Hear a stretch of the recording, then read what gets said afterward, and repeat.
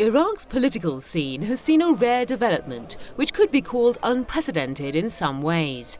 The country's SAD movement has formed an alliance with the communists for the upcoming parliamentary elections. This has not been without a price, though. Supporters of the Shia Muslim cleric are seeing red in the run-up to Iraq's May elections, thanks to the alliance with the Iraqi Communist Party. He has also drawn fire from his clerical rivals for choosing to campaign for the May 12 vote alongside Marxists who demand a secular state and are former enemies of SAD's movement. The reason for this deep anger is obvious. SAD's movement as a Shia Muslim faction whose ideology is religion and the Communist Party, which essentially believes in atheism, are poles apart. And I think what we're seeing here is a call for economic assistance. Or let's put it this way. We need economic priorities over political or international priorities. National priorities over international priorities.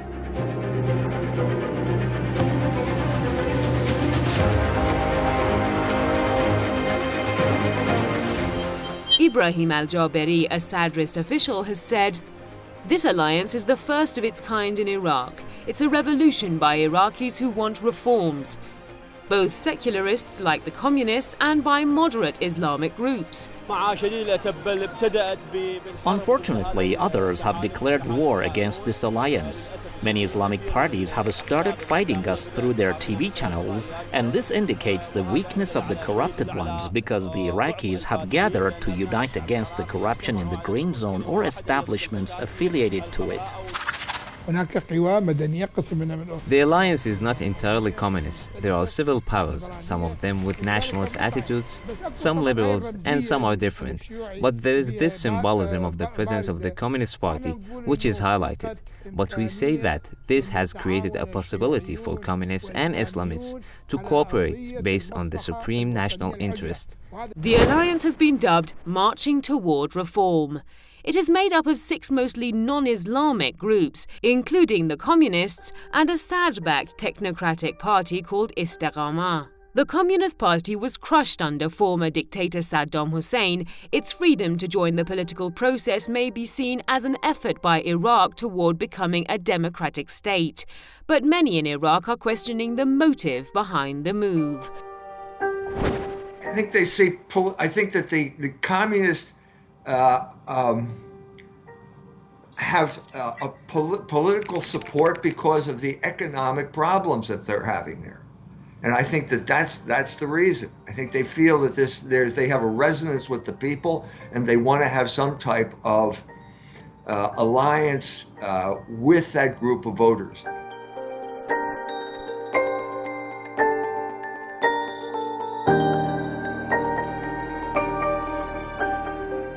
The Sadrist Communist Alliance is an oxymoron, as the cleric's ideology is based on Islam and monotheistic religion, and the Communist Party's ideology is anti-religion by nature.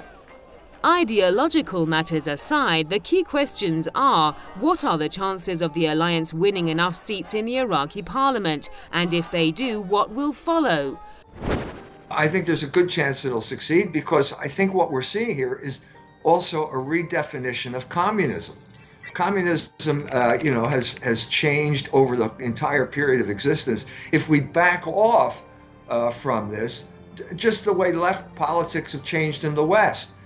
In the beginning, the left wing were calling for economic justice because of the excesses and the exploitation of the Industrial Revolution during the 19th century, just the ferocious type of exploitation.